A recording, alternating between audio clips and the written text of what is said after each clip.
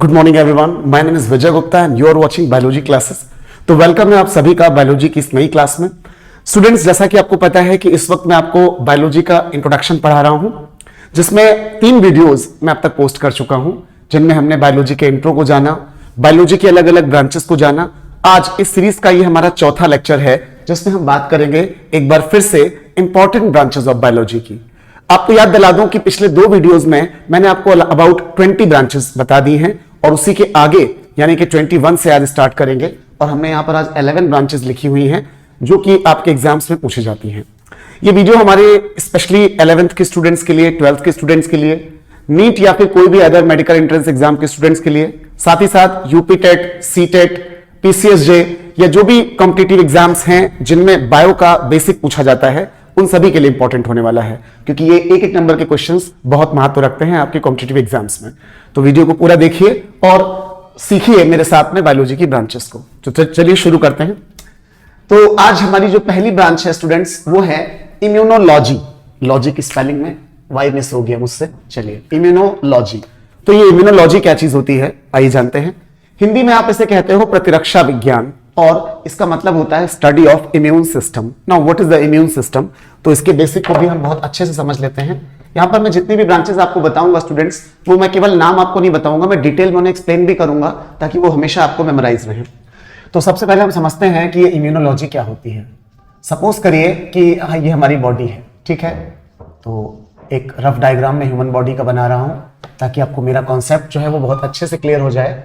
तो ये हमने इमेजिन किया कि हमारी बॉडी है, और हमारी इस बॉडी के अंदर आप सबको पता है कि एक बहुत ही इंपॉर्टेंट लिक्विड है, दैट इज कॉल्ड ब्लड। अब हम ये भी जानते हैं कि ये जो ब्लड होता है इसमें कई तरह की सेल्स होती हैं, लाइक आरबीसीज, डब्ल्यूबीसीज। तो हम बात करेंगे डब्ल्यूबीसीज की, यानी कि व्हाइट ब्लड कॉर्पसेल्स की, श्वेत रुधिर कणिकाएं। अभी जो डब्ल्यूबीसीज होती है स्टूडेंट्स, ये टोटल 5 टाइप की होती है, ठीक है। इन 5 में से हम सिर्फ 2 के नाम यहां पर ले रहे हैं। एक का नाम है लिम्फोसाइट और एक का नाम है मोनोसाइट। तो स्टूडेंट्स, ये जो लिम्फोसाइट और मोनोसाइट होती हैं, ये दोनों अमीबा के शेप की होती हैं इस तरह से, और ये हमारी बॉडी में बाहर से जो भी बैक्टीरिया, वायरस अटैक करते हैं। सपोज करिए कि ये कोई वायरस है जिसने हमारी बॉडी पर अटैक किया, ये कोई बैक्टीरिया है जिसने हमारी बॉडी पर अटैक किया, ये कोई अदर प्रोटोजोआ है जिसने हमारी बॉडी पर अटैक किया। तो बाहर से जो भी पैथोजेंस, रोगाणु हमारे शरीर पर अटैक करते हैं, ये लिम्फोसाइट और मोनोसाइट उनको क्या करती है, मार देती है, और इस तरीके से हमारे शरीर की रक्षा हो जाती है बीमारियों से। तो हमारे शरीर को बाहर की बीमारियों से, बाहर के पैथोजन से बचाने के लिए हमारी बॉडी में एक सिस्टम काम कर रहा है जिसको हम कह रहे हैं इम्यून सिस्टम। तो ये जो मैंने आपको बताया ये क्या है, इम्यून सिस्टम है। हिंदी में कहते हैं आप इसे प्रतिरक्षा तंत्र। तो शरीर का वह तंत्र जो बाह्य रोगाणुओं से हमारे शरीर की रक्षा करता है, उसे हम इम्यून सिस्टम या प्रतिरक्षा तंत्र कहते हैं। The system of our body which protect us from different kinds of pathogens is known as immune system. और ये इम्यून सिस्टम किससे मिलकर बना होता है, हमारी लिम्फोसाइट और मोनोसाइट से। अब ये तो आपने जान लिया कि इम्यून सिस्टम क्या है। इम्यून सिस्टम की जो स्टडी होती है उसको कहते हैं इम्यूनोलॉजी। हमारे 12th क्लास में स्टूडेंट्स की एक चैप्टर है पूरा 12th इम्यूनोलॉजी पर, जिसमें अलग अलग टाइप की डिजीजेस, बीमारियां, उनके पैथोजेंस, उनके प्रिवेंशन, कंट्रोल, सबको हम डिटेल में पढ़ते हैं इम्यूनोलॉजी में। तो इम्यूनोलॉजी का मतलब स्टडी ऑफ इम्यून सिस्टम, या कह सकते हैं कि बॉडी की जो रेजिस्टेंस पावर है, रोगों से लड़ने की क्षमता है, उसकी स्टडी को इम्यूनोलॉजी कहा जाता है। ओके, इसके बाद स्टूडेंट्स नेक्स्ट आती है डेंड्रोक्रोनोलॉजी। तो अभी डेंड्रोक्रोनोलॉजी क्या होती है, आइए मैं इसे भी आपको बताता हूं। सपोज करिए कि एक ट्री है और आपको इस ट्री की एज जाननी है। तो हमने इस ट्री के स्टेम को इस तरह से काटा, तो हमने क्या देखा कि इसके अंदर इस तरीके से रिंग दिखाई पड़ते हैं। इन रिंग्स को हम लोग कहते हैं स्टूडेंट्स एनुअल रिंग्स, हिंदी में वार्षिक वलय। और ये एनुअल रिंग्स गिनकर हम पता लगा लेते हैं कि इस ट्री की क्या एज होने वाली है। लाइक हमने कहा यहां पर 1 2 3 4 5, अगर 5 रिंग हमें दिख रहे हैं तो हमने कहा कि ये जो पेड़ है वो 5 साल का है, यानी कि हमने उसकी एज को डिटरमाइन कर लिया। कैसे? इन एनुअल रिंग्स को काउंट करके। तो बायोलॉजी में एक ऐसी ब्रांच जिसमें हम स्टडी करते हैं किसकी, study of age determination of trees, वृक्षों का आयु संबंधी अध्ययन, उसे हम कहते हैं डेंड्रोक्रोनोलॉजी। तो आप याद कर लो, dendrochronology means study of age determination of tree, वृक्षों का आयु संबंधी अध्ययन डेंड्रोक्रोनोलॉजी कहलाता है। Next is dermatology. अब डर्मेटोलॉजी क्या होती है? सपोज करिए कि हमारी स्किन पर कोई बीमारी हो जाती है, तो हम लोग एक डॉक्टर के पास जाते हैं जिसको कहते हैं डर्मेटोलॉजिस्ट। तो डर्मेटोलॉजिस्ट क्या करते हैं? हमारी स्किन की डिजीज को आइडेंटिफाई करते हैं कि कौन सी बीमारी है और उसके अकॉर्डिंग हमें ट्रीटमेंट देते हैं।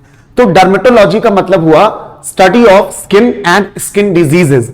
अब इसको थोड़ा और डिटेल में बताऊं तो आपको पता है कि जो हमारी स्किन होती है इसमें सबसे बाहर की जो लेयर होती है उस लेयर को हम लोग कहते हैं स्टूडेंट्स इपिडर्मिस, और इपिडर्मिस के नीचे जो नेक्स्ट लेयर होती है दैट इज कॉल्ड डर्मिस। तो डर्मिस से बना दिया गया डर्मेटोलॉजी, यानी स्किन का जो मेन पार्ट है वो डर्मिस है। तो डर्मेटोलॉजी क्या हो गई? Study of skin. त्वचा के अध्ययन को हम कहेंगे त्वचा विज्ञान या डर्मेटोलॉजी। इसी से रिलेटेड करते मार्केट में कई सारे प्रोडक्ट्स आते हैं, जैसे आपने सुना होगा डर्मीकूल एक पाउडर होता है जिसे हम गर्मियों में यूज करते हैं ठंडेपन के लिए। तो डर्मीकूल कहां से आया? डर्मिस से बनाया हुआ वर्ड है। डर्मेटोलॉजिस्ट भी कहां से बनाया गया? यहीं से लिया गया वर्ड है। तो हमने सीखा कि डर्मेटोलॉजी क्या है? त्वचा विज्ञान, स्टडी ऑफ स्किन, त्वचा का अध्ययन, एंड स्किन डिजीजेस, त्वचा पर जो विभिन्न तरह की बीमारियां हो जाती हैं, जैसे केराटोडर्मा है, सोराइसिस है, स्केबीज है, ये कुछ त्वचा की बीमारियां हैं। तो इन सभी की स्टडी, इनका इलाज और ये सब कुछ हम कहां पढ़ते हैं? डर्मेटोलॉजी में हम इनकी बात करते हैं। Next is ecology. तो जानते हैं इकोलॉजी क्या होता है? ओके स्टूडेंट्स, तो ये इकोलॉजी क्या है? सपोज करें कि ये एक प्लांट लगा हुआ है, ठीक है। तो ये जो प्लांट है इसे हम मान लेते हैं कि ये एक जीव यानी कि ऑर्गेनिज्म है। अब ये जो ऑर्गेनिज्म है इसके आसपास बहुत कुछ ऐसा है जो इसके ऊपर अपना असर डालेगा। जैसे एग्जांपल के तौर पर यहाँ पर मैंने कहा ये सनलाइट है, ठीक है। तो सूर्य का प्रकाश इस पर पड़ेगा या नहीं पड़ेगा तो इस बात का असर इस पर पड़ने वाला है। इसके अलावा हमने कहा ये क्लाउड्स हैं और यहाँ से बारिश हो रही है तो बारिश का असर भी इस पर पड़ेगा। प्लस मिट्टी के नीचे अगर जाएं तो मिट्टी के अंदर बहुत सारी चीज़ें होती हैं, जैसे सॉइल एयर होती है, सॉइल वाटर होता है, ये सारी चीज़ें भी असर डालेंगी। प्लस आसपास अगर कोई एनिमल आ जाता है, जैसे कोई रैबिट आ गया और रैबिट आकर इस प्लांट पर अपना असर डालेगा, मतलब इसको खा लेगा। तो कुल मिलाकर हमने देखा कि कोई भी जीव होता है, कोई भी ऑर्गेनिज्म होता है, इसके आसपास जितनी भी चीज़ें हैं जो इसका एनवायरनमेंट बना रही हैं उनके साथ इसका एक रिलेशन होता है। जैसे कि आपने देखा कि प्लांट का रिलेशन इसके आसपास की सराउंडिंग्स के साथ में, एक प्लांट का रिलेशन हमने देखा सन के साथ में, किसी एनिमल के साथ में, सॉइल के साथ में, वाटर के साथ में। तो कोई भी जीव दुनिया में है वो अपने आसपास की सराउंडिंग्स मतलब अपने पर्यावरण के साथ कोई ना कोई रिलेशन रखता है और उसी की स्टडी को हम कहते हैं इकोलॉजी। हिंदी में परिस्थितिकी, परि का मतलब चारों ओर और स्थितिकी का मतलब जो स्थित है। तो हमारे चारों ओर जो भी स्थित है हमारा वातावरण, उसके साथ हमारे संबंधों का जो अध्ययन है वो कहलाता है इकोलॉजी या पारिस्थितिकी। Relationship between organism and its environment. तो यहां पर ऑर्गेनिज्म कौन है? ये प्लांट, और इसका एनवायरनमेंट क्या है? जो मैंने सारी चीजें आपको बताई हैं। तो हमने क्या समझा कि किसी भी जीव का उसके बाहरी वातावरण के साथ संबंधों का अध्ययन इकोलॉजी कहलाता है। Relationship between an organism and its environment is known as ecology. Okay, तो चलिए ये हो गया इकोलॉजी। तो नेक्स्ट हम बात करेंगे गायनेकोलॉजी की। अब ये गायनेकोलॉजी क्या होती है? हमें पता है कि जो फीमेल्स होती हैं, मादाएं, उनकी बॉडी के अंदर एक रिप्रोडक्टिव सिस्टम यानी कि जनन तंत्र होता है जिसको हम कहते हैं फीमेल रिप्रोडक्टिव सिस्टम, मादा जनन तंत्र, जिसके अंतर्गत आपने देखा सबसे बीच में मैंने एक चीज़ बनाई है जिसको कहते हैं यूट्रस, मतलब कि गर्भाशय। यूट्रस से दोनों तरफ निकलती हैं नलिकाएं जिनको हम कहते हैं फैलोपियन ट्यूब्स या फिर ओविडक्ट, और सबसे इंपॉर्टेंट यहाँ पर पाई जाती हैं वन पेयर ऑफ ओवरीज। ये सारी डिटेल मैं आपको फीमेल के रिप्रोडक्टिव सिस्टम में पढ़ा चुका हूँ, उसका लिंक मैं इस वीडियो में दे दूंगा ताकि आप इस वीडियो को भी अगर चाहें तो ज़रूर देख पाएँ। और ये है वेजाइना जो बॉडी के बाहर बल्वा के द्वारा खुलती है। तो ये जो चीज़ मैंने बनाई है, ये जो सिस्टम मैंने बनाया है, ये सिस्टम है फीमेल रिप्रोडक्टिव सिस्टम यानी कि मादा जनन तंत्र, और इसकी जो स्टडी होती है स्टूडेंट्स वो कहलाती है गायनेकोलॉजिस्ट। इस वर्ड को थोड़ा और मैं क्लियर कर दूं, आपने देखा होगा कि जो हमारे हॉस्पिटल्स होते हैं हमारे शहरों में, वहाँ पर एक लेडी डॉक्टर होती हैं जो स्पेशली बच्चों को जन्म कराती हैं, डिलीवरी कराती हैं, तो उनको हम लोग गायनेकोलॉजिस्ट कहते हैं, महिला रोग विशेषज्ञ। अगर सामान्य भाषा में बोलूं तो गायनेकोलॉजी जो होती है वो क्या है? महिलाओं के जनन तंत्र का अध्ययन गायनेकोलॉजी कहलाएगा, और जो डॉक्टर्स होंगी जो बच्चे का जन्म कराती हैं उन्हें गायनेकोलॉजिस्ट कहते हैं, महिला रोग विशेषज्ञ आप उन्हें बोल सकते हो। तो ये है gynaecology, study of female reproductive system. Next है बहुत ही आसान, हीमेटोलॉजी। हीमेटोलॉजी को हिंदी में हम कहते हैं रक्त विज्ञान, और इसमें हम स्टडी करते हैं ब्लड की। तो ब्लड, जिसके बारे में मैंने अभी आपको बताया कि हमारी बॉडी के अंदर एक लिक्विड है जिसका नाम है ब्लड, और वो हमारी बॉडी में बहुत सारे काम करता है। एग्जाम्पल के तौर पर हमारे फूड न्यूट्रिएंट्स को पूरी बॉडी में पहुंचाना, हमारी ऑक्सीजन को और कार्बन डाइऑक्साइड को पूरी बॉडी में पहुंचाना, हमारी एक्सक्रीटरी वेस्ट जो पूरी बॉडी के अंदर वेस्ट बनते हैं उनको किडनी तक पहुंचाना और यूरिन बनाने में मदद करना। तो ये सारे काम ब्लड कर रहा है, और इस ब्लड की जो स्टडी होती है स्टूडेंट्स वो कहलाती है हेमाटोलॉजी। तो हो गई haematology, study of blood. Next, ये भी बहुत ही ईजी है आपको याद रखने में, ओडोंटोलॉजी, हिंदी में आप कहोगे दंत विज्ञान। तो जो हमारे दांत हैं, स्टडी हम करते हैं जब टीथ की, तो इसको कहते हैं ओडोंटोलॉजी। तो ओडोंटोलॉजी का मतलब हुआ स्टडी ऑफ टीथ, दांतों का अध्ययन कहलाता है ओडोंटोलॉजी।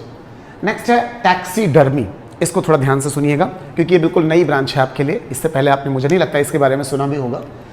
तो टैक्सीडर्मी क्या होती है, आपने कभी किसी जू को अगर विजिट किया हो तो हम देखते हैं कि कई बार जू में एक पार्ट होता है म्यूजियम का। ओके, जैसे हमारे यूपी में लखनऊ, वहाँ पर एक जू है और वहाँ पर एक पार्ट है म्यूजियम का। म्यूजियम वाले पार्ट में अलग अलग सेक्शन होते हैं जिनमें हम अगर एनिमल्स वाले सेक्शन में जाएं तो हम देखते हैं कि वहाँ पर बहुत सारे ऐसे एनिमल्स होते हैं जो हमको देखने में रियल लग रहे होते हैं लेकिन वो डेड होते हैं। अब होता क्या है कि जो डेड एनिमल्स होते हैं उनकी बॉडी के अंदर के सारे ऑर्गन्स को निकाल कर खाली कर लेते हैं और उनके अंदर कोई स्टफिंग मटेरियल, रुई, फॉर्म या कुछ भी ऐसा भर देते हैं और उनको पूरा शेप देकर वैसे ही फिर से सिलाई कर दी जाती है बहुत ही सावधानी के साथ। तो देखने में वो एनिमल्स बिल्कुल रियल लगते हैं लेकिन एक्चुअली वो डेड होते हैं। तो ये एक तरीके से एग्जीबिशन टाइप की होती है जिसमें हम एनिमल्स को स्टडी कर पाते हैं। तो इसके लिए जो वर्ड यूज होता है वो है टैक्सीडर्मी, लिखा है stuffing animals for preservation in museum. तो म्यूजियम में उनको प्रिजर्व करके हम रखते हैं जिस विधि के द्वारा, उस विधि को हम कहते हैं टैक्सीडर्मी। और जो व्यक्ति ये काम करते हैं, जो इसके एक्सपर्ट होते हैं टैक्सीडर्मी के, उनको टैक्सीडर्मिस्ट बोला जाता है और ये भी एक करियर की फील्ड ही है आपके लिए। तो ये हो गई टैक्सीडर्मी। नेक्स्ट बहुत ही इंटरेस्टिंग ब्रांच है जिसका नाम है बोनसाई। अभी बोनसाई क्या होती है आपको बता दूं कि सबसे पहले चाइना ने स्टार्ट किया इसको, छोटे छोटे बट जो ट्रीज होते हैं उनको ग्रो करना। चलिए एग्जांपल देता हूं, सपोज करिए कि अगर हम बात करें मैंगो ट्री की, तो मैंगो ट्री काफ़ी बड़ा होता है और कई साल बाद उसमें मैंगो आते हैं। एप्पल के ट्री को देखें तो वो भी बड़ा होता है, लेकिन चाइना ने क्या किया कि आपके इन बड़े बड़े पेड़ों को बहुत ही छोटे साइज में गमलों में उगाना शुरू कर दिया। तो ये जो छोटे पौधों को उगाने का आर्ट था, इसको कहा गया बोनसाई, और देखने में बहुत ही खूबसूरत लगते हैं।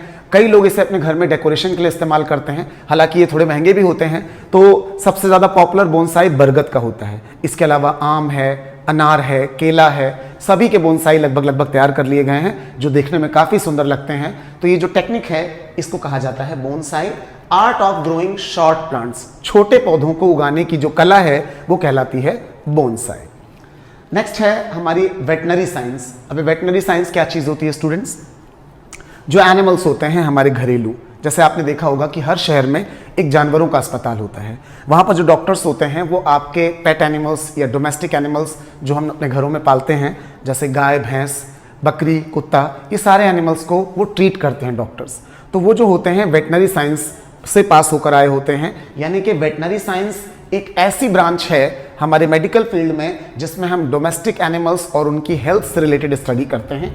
तो domestic animals and their health, इनकी स्टडी कहना, या बहुत आसान भाषा में बोलूं तो जो एनिमल्स के डॉक्टर हैं उन्होंने क्या पढ़ा हुआ है, वेटनरी साइंस पढ़ी हुई है। तो वेटनरी साइंस, अगर आप नीट का एग्जाम क्वालिफाई करते हैं तो उसमें एक पूरी लिस्ट होती है जिसमें स्टार्टिंग में लोग MBBS लेते हैं, देन BDS, BHMS। तो ये सारी ब्रांचेस करते करते नीचे की तरफ एक ब्रांच आती है वेटनरी साइंस। तो जिन लोगों को लेनी होती है वेटनरी साइंस वो भी इसे ले सकते हैं, या जिनको MBBS और BDS नहीं मिला है वो भी इसको सेलेक्ट कर लेते हैं। तो वेटनरी साइंस में हम स्टडी करते हैं किसकी, डोमेस्टिक एनिमल्स, घरेलू जंतु एंड देयर हेल्थ और उनके स्वास्थ्य की। ओके, लास्ट ब्रांच हमारी है स्टूडेंट्स ऑप्थेल्मोलॉजी। ऑप्थेल्मोलॉजी को हम बोलते हैं हिंदी में नेत्र विज्ञान, और इसके अंदर हम स्टडी करते हैं आंखों की, यानी कि नेत्रों की। तो आंखों की स्टडी ऑफ आईज, नेत्रों का अध्ययन क्या कहलाता है, ऑप्थेल्मोलॉजी।